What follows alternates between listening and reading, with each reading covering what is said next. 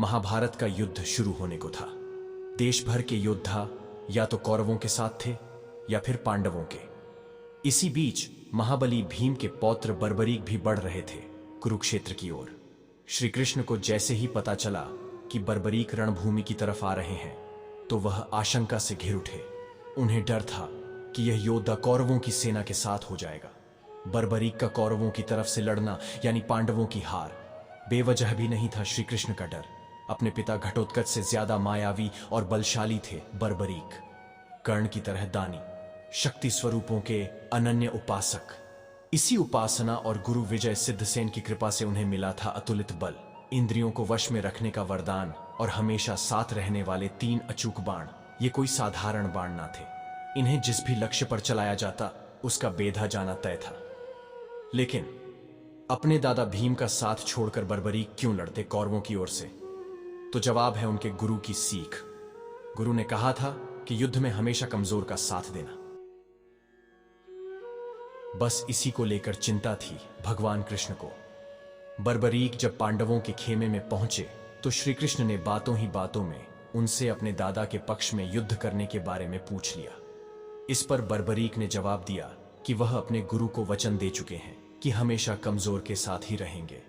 इस युद्ध में भी जो हारता दिखेगा उसी के पाले में खड़े होकर वह युद्ध करने लगेंगे। साथ ही उन्होंने अपने 3 बाणों के गुण भी बताए। केवल 2 बाण विशाल से विशाल सेना का खात्मा करने के लिए काफी थे। यह सुनना था कि पांडव खेमे में खलबली मच गई। उन्हें लगा कि अगर कौरव हारने लगे तो बर्बरीक कौरवों की तरफ से युद्ध करने लगेंगे। श्री कृष्ण को भी इस बात का भान था। उन्हें पता था कि इस धर्म युद्ध में अधर्म की हार तय है, यानी कौरव पराजित होंगे। लेकिन जैसे ही बर्बरीक कौरवों को पराजित होता देखेंगे तो अपने प्रण के मुताबिक उनकी ओर से युद्ध में उतर जाएंगे।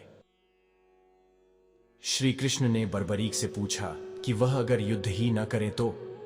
इस पर बर्बरीक ने जवाब दिया कि ऐसा नहीं हो सकता। वह योद्धा है और युद्ध तो करेंगे ही, गुरु को दिए वचन को भी निभाएंगे। इतना कहते हुए वह बाहर चले गए। पांडव खेमे में इसके बाद मंत्रणा हुई। तय हुआ कि श्री कृष्ण ही इस संकट से उबारने का हल तलाशें। श्री कृष्ण अगले रोज ब्राह्मण वेश में बर्बरीक के पास पहुंचे। तब वह ध्यान में लीन थे। उनके बगल में 3 बाण रखे थे। ब्राह्मण को देखकर बर्बरीक ध्यान मुद्रा से बाहर आए और चरणों में प्रणाम किया। ब्राह्मण ने पूछा, यहां पीपल के पेड़ के नीचे ध्यान मुद्रा में बैठे होने का क्या कारण है और तुम कौन हो? बर्बरीक ने उन्हें अपना परिचय देते हुए बताया कि वह युद्ध करने आए हैं। ब्राह्मण ने इस पर कहा, तुम्हारे पास तो केवल 3 बाण हैं, इनके सहारे युद्ध कैसे करोगे? इस पर बर्बरीक ने उन बाणों के अमोघ होने की पूरी कहानी सुनाई। ब्राह्मण ने पीपल के पेड़ की तरफ उंगली दिखाते हुए कहा, मान लो ये पीपल का पेड़ एक विशाल सेना है और इसके सभी पत्ते एक एक सैनिक। कैसे तुम इन बाणों से उन्हें बेधोगे? इस पर बर्बरीक जैसे ही अपने बाणों का चमत्कार दिखाने के लिए धनुष उठाने को मुड़े, श्री कृष्ण ने पीपल का एक पत्ता अपने पैर के नीचे छुपा लिया। बर्बरीक ने अपने धनुष पर एक बाण चढ़ाया और पीपल के पेड़ की तरफ छोड़ दिया।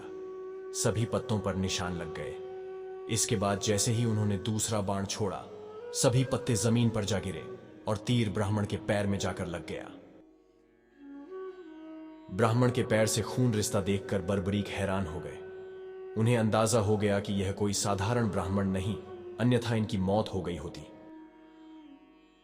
बर्बरीक यह सब सोच ही रहे थे कि ब्राह्मण बने श्री कृष्ण ने कहा, तुम्हारे बाण अचूक और चमत्कृत करने वाले हैं। महाबली, क्या इस ब्राह्मण को कुछ दान नहीं दोगे? बर्बरीक ने कहा, जरूर दूंगा, लेकिन आप मुझे अपने वास्तविक रूप में दर्शन दें। श्री कृष्ण ने जैसे ही अपना रूप दिखाया, बर्बरीक उनके पैरों पर गिर पड़े और बोले, भगवन, जो मांगना हो मांगे। श्री कृष्ण ने उनका शीश मांग लिया। इस पर बर्बरीक ने कहा, लेकिन भगवान, मैं महाभारत का युद्ध देखना चाहता हूं। मैंने सुना है कि इतना बड़ा युद्ध न तो कभी लड़ा गया और न ही लड़ा जाएगा। यह अवसर मुझसे मत छीनिए। इस पर श्री कृष्ण ने कहा कि धड़ से अलग होने के बाद भी शीश जीवित रहेगा। आंखें सब देख सकेंगी और कान सब सुन सकेंगे। यह सुनते ही बर्बरीक की इच्छा पूरी हो गई और उन्होंने तलवार से अपना शीश काटकर भगवान श्री कृष्ण को दे दिया। मधुसूदन ने बर्बरीक का कटा शीश कुरुक्षेत्र के पास की ऊंची पहाड़ी पर रख दिया, जहां से उसने महाभारत का पूरा युद्ध देखा। श्री कृष्ण को बर्बरीक अपना मार्गदर्शक मानते थे। वजह थी, जन्म के बाद जब घटोत्कच उन्हें लेकर द्वारका पहुंचे तो श्री कृष्ण ने ही उन्हें शक्ति स्वरूपों की उपासना के लिए महिसागर जाने को कहा था। बर्बरीक ने वहीं पर शक्ति स्वरूपों की उपासना की और गुरु विजय सिद्धसेन की सिद्धि पूरी होने तक उनकी रक्षा की थी। इसी के प्रतिफल में वह अजेय बन सके थे। महाभारत के युद्ध में जब पांडवों को विजय मिली तो उनमें श्रेय लेने की होड़ मच गई। युधिष्ठिर कृतज्ञ हो रहे थे वासुदेव के प्रति। वहीं भीम को लग रहा था कि उन्होंने ही धृतराष्ट्र के पुत्रों को मारा है और इस वजह से युद्ध का परिणाम उनके पक्ष में आया। दूसरी ओर अर्जुन भी श्री कृष्ण के प्रति ही कृतज्ञ रहे। आखिरकार तय हुआ कि बर्बरीक ने पूरा युद्ध देखा है तो उन्हीं के पास चला जाए। बर्बरीक ने उनसे कहा, मैंने तो शत्रुओं के साथ केवल एक पुरुष को युद्ध करते देखा है। उनके बाईं ओर 5 मुख थे और 10 हाथ, जिनमें त्रिशूल आदि वह धारण किए थे। दाहिनी ओर 1 मुख और 4 भुजाएं थीं, जिनमें चक्र आदि अस्त्र शस्त्र थे। बाईं ओर उनके जटाएं थीं और ललाट पर चंद्रमा सुशोभित हो रहा था। अंग में भस्म लगी थी।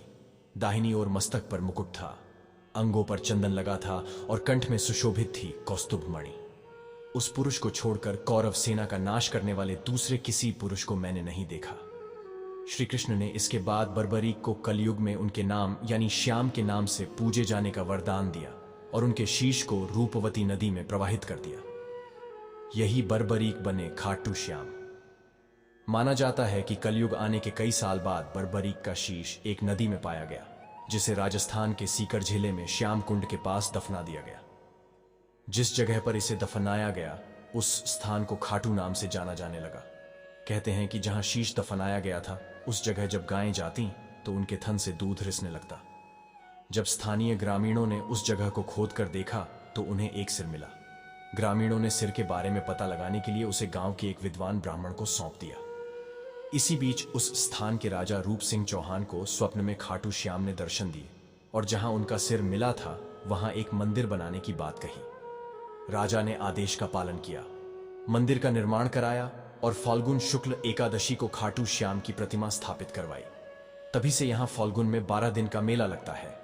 चूंकि जहां सिर मिला उस जगह को खाटू नाम से जाना जाता था, इसलिए बर्बरीक को खाटू श्याम कहा जाने लगा। इस प्राचीन मंदिर पर आक्रांताओं ने कई बार हमला बोला, नुकसान पहुंचाया। बताते हैं कि सन 1720 में राजा अभय सिंह ने इसका जीर्णोद्धार करवाया। बर्बरीक और खाटू श्याम के अलावा उन्हें मोरवी नंदन, बाणधारी, शीशदानी, कलयुग अवतारी, लखदातार, मोरचरी धारक जैसे नामों से भी जाना जाता है। खाटू श्याम के मेले का आकर्षण। यहां होने वाली मानव सेवा भी है। मान्यता है कि श्रद्धालुओं की सेवा से सारे मनोरथ पूरे होते हैं। मेले के दौरान निकलने वाली निशान यात्रा भी खूब प्रसिद्ध है। श्रद्धालु खाटू श्याम का पीला विशाल ध्वज और नारियल लेकर यात्रा पर निकलते हैं। निशान यात्रा में वे श्रद्धालु शामिल होते हैं जो खाटू श्याम से कोई मनोकामना पूरी होने की मन्नत लेकर आते हैं। राजस्थान के अलावा देश के कई हिस्सों में खाटू श्याम के मंदिर हैं। यही नहीं, नेपाल, पाकिस्तान, थाईलैंड और ऑस्ट्रेलिया में भी खाटू श्याम के प्रसिद्ध मंदिर हैं।